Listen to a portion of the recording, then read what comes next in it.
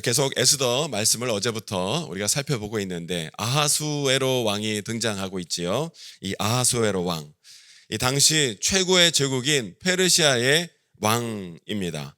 그것도 힘으로 능력으로 수많은 나라를 정복한, 그래서 제국을 이룬 왕이었기 때문에 이 아하수에로의 권세와 위상은요, 그야말로 세계 최정상에 올라와 있는 자였어요. 때문에 그가 원한다면 무엇이든 가능했고, 또 그가 말 한마디만 하면 누구도 그 말을 따라야 하는, 거역할 수 없는 그러한 절대적 위치에 올라와 있는 것이 바로 이 아하수에로 왕의 현재의 상황이었죠. 그런데 뜻밖의 상황이 발생을 하게 됩니다. 오늘 11절 12절에 함께 말씀을 읽어보실까요? 11절 12절 시작. 왕후 와스디를 청하여 왕후의 관을 정죄하고 왕 앞으로 나오게 하여 그의 아름다움을 뭇 백성과 지방관들에게 보이게 하라 하니 이는 왕후의 용모가 보기에 좋음이라. 그러나 왕후 와수디는 내시가 전하는 왕명을 따르기를 싫어하니 왕이 진노하여 마음속이 불붙는 듯 하더라. 아멘. 왕이요, 왕후, 아내인 왕후를 자랑하고 싶었지요. 특별히 뭘 자랑하고 싶었냐면 아내의 미모를 자랑하고 싶었던 거예요. 많은 신하와 백성들이 초대된 성대한 잔치 자리였기 때문에 그 자리에서 자기가 이런 권세와 능력이 있을 뿐만 아니라 내 아내가 얼마나 뛰어난 미인인지도 자랑을 하고 싶어서 사람들을 보내 와스디 왕후를 좀 오게 하라 명한 것이지요. 웬만한 상황이라면 왕후가 어떻게 합니까? 왕의 명령대로 그렇잖아도 아름다운데 더 아름답게 치장하여 그 잔치 자리에 나왔을 거예요. 그런데 왕후 와스디가 어떻게 합니까? 왕의 이 명령을 따르지 않는 거예요. 거역하고 있는 거예요. 뭐 여러 가지가 이유가 있지 않았겠습니까? 지금 술김에 남편이 술김에 오라가라 했던 것이 아마 이 왕후에게도 기분이 거슬린 것도 있었겠고요. 그리고 자기가 사람들 앞에서 꼭두각시처럼 억지 미소 지으며 이렇게 보여야 되는 것도 많이 불편했겠고요. 그리고 나름대로 왕실의 법이 있는데 그 법에 따르지 아니하고 그냥 즉흥적으로 이래라 저라 하는 것도 불만이었겠고, 무엇보다 지금 왕후도요, 지금 여사로서 공식 일정을 소화하고 있는 그런 과정인 거예요. 지금 왕후 와스디도 많은 사람을 초대하여 나름대로 지금 공식 행사를 하고 있는 그런 자리에 있는 상황인데 오라가라, 그래서 이렇게 가면은 그 자리가 그냥 파해야 되는 상황이 되기 때문에 여러모로 지금 불편한 점이 많았더라는 것이죠. 그래서 이 아하수에로의 이 명령을 이 왕후가 거절하는 거예요. 따르질 않는 거예요. 때문에 여러분, 자신의 이 명령과 청을 거절당한 아하수에로 왕이요, 어떻게 되었겠습니까? 큰 분노 감정에 지금 휩싸이게 된 거예요. 화가 나는 거예요. 극대노를 지금 일으키고 있는 거예요. 얼마나 분노가 컸든지 오늘 12절의 말씀을 보면 왕이 진노하여 그 마음속이 불붙는 듯 하더라 하고 성경은 말씀하고 있어요. 큰 화가 그에게 지금 임하여서 화가 나서 마음을 다스리지 못한 채 지금 커다란 분노 감정에 휩싸여 있는 이 아하수에로의 왕의 모습을 보게 되지요. 이렇게 분노한 왕은 이 왕후의 문제를 놓고 그냥 넘어갈 수가 없었어요. 신하들에게 말을 합니다. 감히 내 명을 거역한 이 왕후를, 이 발칙한 왕후를 과연 어떻게 하면 좋겠단 말이냐, 이렇게 역적을 내면서 물어봤겠지요. 그러자 왕의 최측근 신하 중 하나요, 법률에 능통했던 무무간이라는 자가 16절로 20절의 말씀을 보니까 두 가지를 왕에게 제안을 하는데, 그 내용이 뭐냐면 첫 번째, 법령을 만들어서 와스디 왕후가 이제부터는 다시는 왕 앞에 나타나지 못하도록 하셔야 하고, 둘째, 왕위를 폐위시키고 다른 왕후를 새로 뽑아야 한다라는 취지로 두 가지 내용을 건의하고 있는 거예요. 아내의 미모를 좀 자랑하려고 했던 것이 갑자기 일이 지금 잘못되어서 왕후를 폐위 논의하는 일까지 지금 갑작스럽게 사태가 변하고 있는 것을 보게 되지요.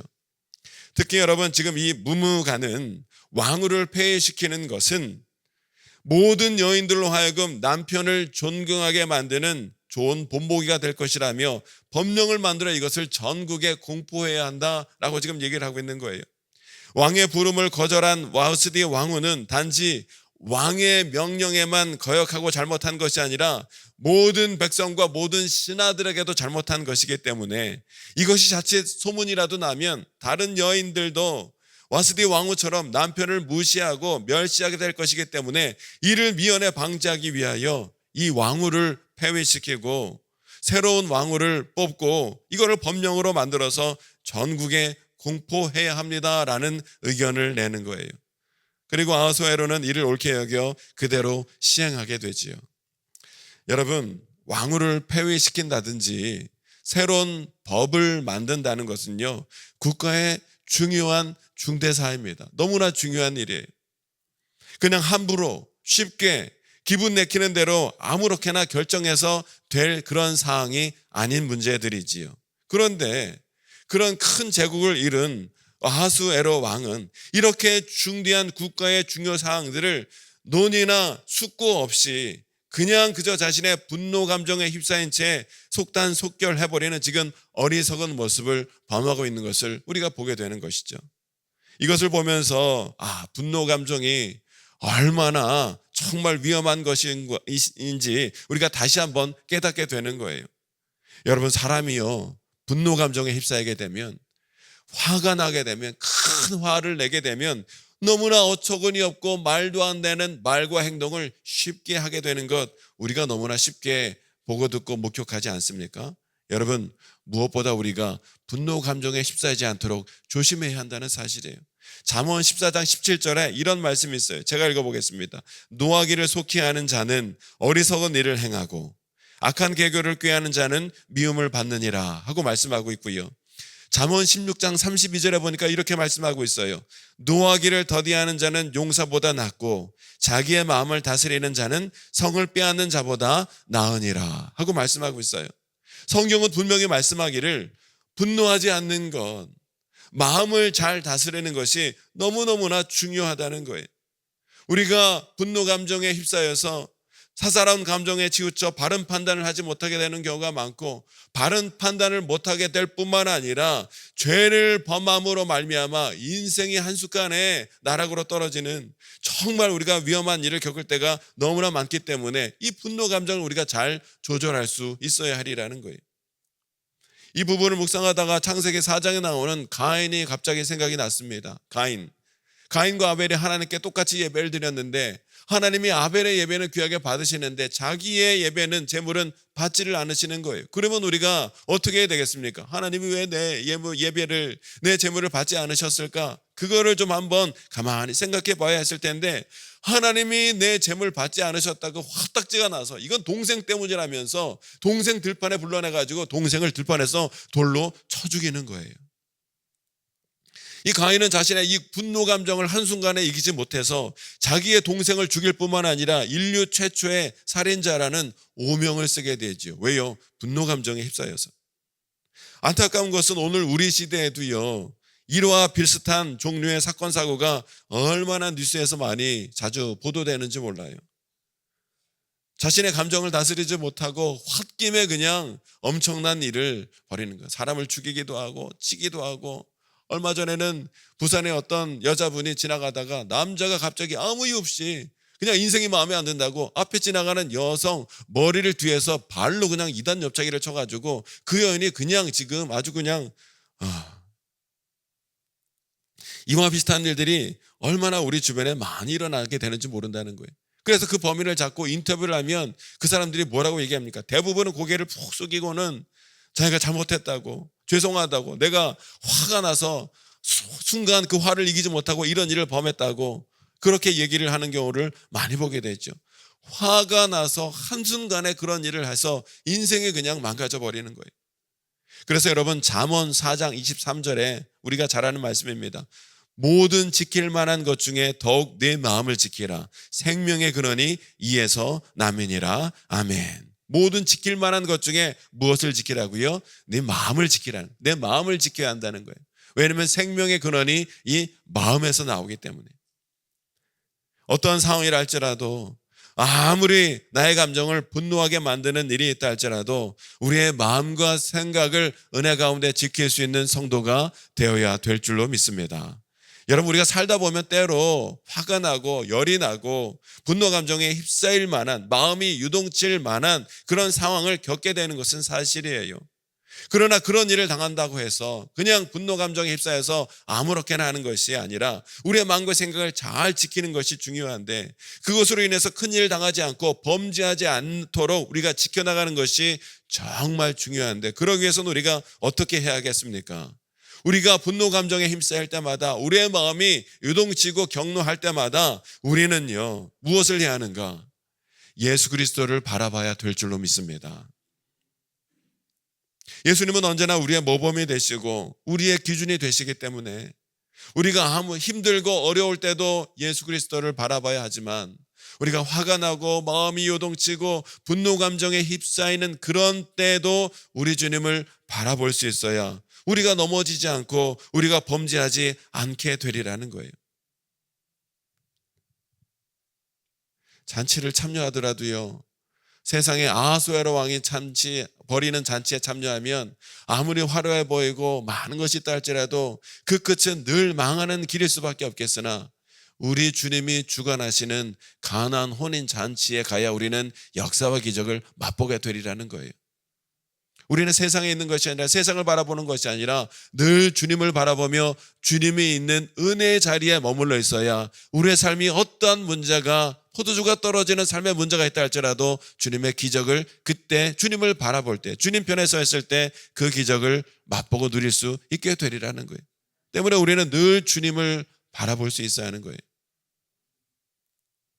생각해보면 예수님도 억울하게 사람들에게 잡히셨지요. 사람들이 예수님을 잡아갈 때 그냥 잡아간 게 아니에요. 온갖 조롱하고 모욕하고, 어떤 사람은 침을 뱉고 뺨을 때리고 주먹으로 얼굴을 치는 자도 있었다는 거예요.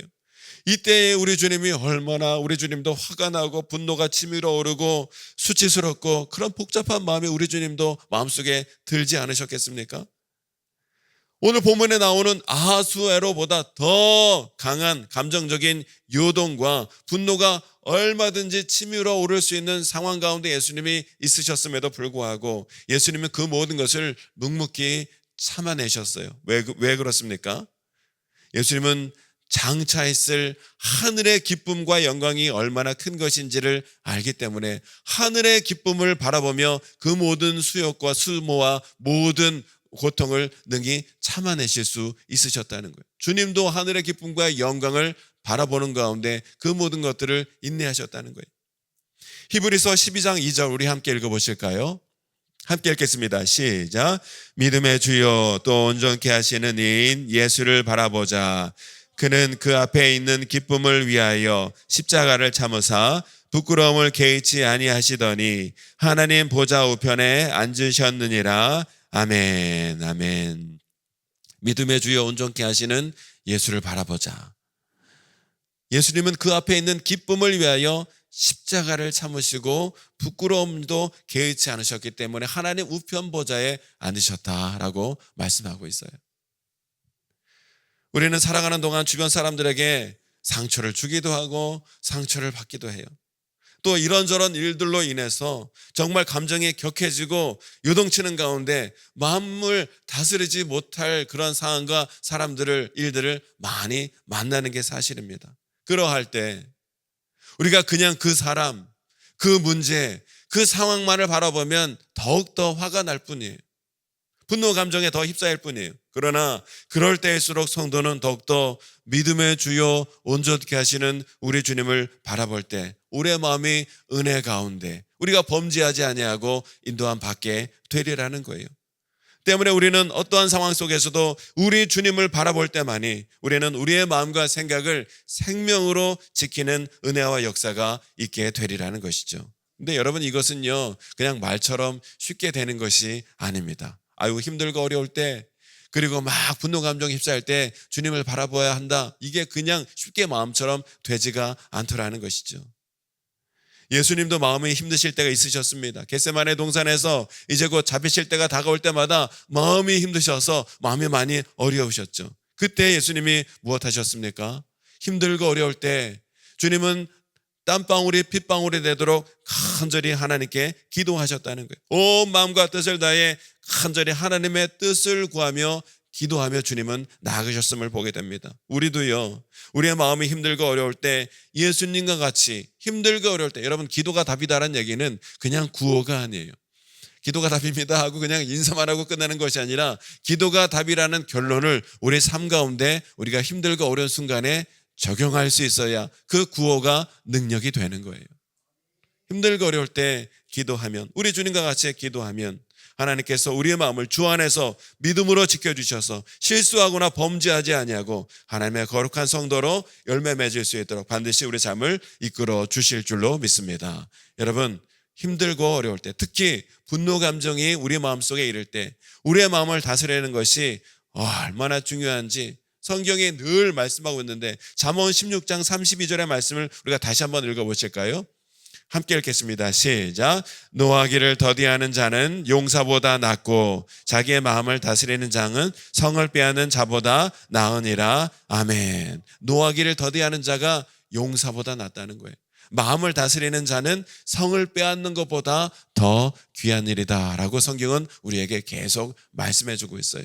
이 말씀을 기억하고 붙드시는 가운데 우리 삶 가운데 어떠한 힘든 사람과 일과 상황과 문제와 환경이 있다 할지라도 그 상황 속에서 기쁘면 기쁨대로 우리 주님께 감사와 영광을 돌리시고, 힘들고 어려우면 힘들고 어려움대로 주님을 바라보며 기도하시고, 그리고 우리 마음속에 어떠한 사람과 일로 인하여 분노 감정에 휩쓸리는 가운데 어려운 마음이 든다 할지라도 그때도 믿음의 주여 온전케 하시는 우리 예수님을 바라보시는 가운데 하나님 나라를 이루고 하나님 앞에 영광 돌리고 귀한 열매로 주 앞에 영광 돌리며 나아가는 거룩한 성도 되어지는 저와 여러분 모두가 될 수 있게 되시기를 주님의 이름으로 축원합니다. 이 시간 함께 기도하기를 원합니다. 하나님, 힘들고 어려울 때라 할지라도 주님을 바라보며 이겨나갈 수 있도록 인도해 주시고, 또 우리 마음속에 살아가면서 우리의 마음이 요동치며 우리의 마음이 분노 감정에 휩싸이는 때가 있다 할지라도 믿음의 주여 온전케 하시는 주님을 바라보는 가운데 우리가 마음이 감정에 상하여 우리가 범죄하며 하나님의 영광을 가리는 자가 아니라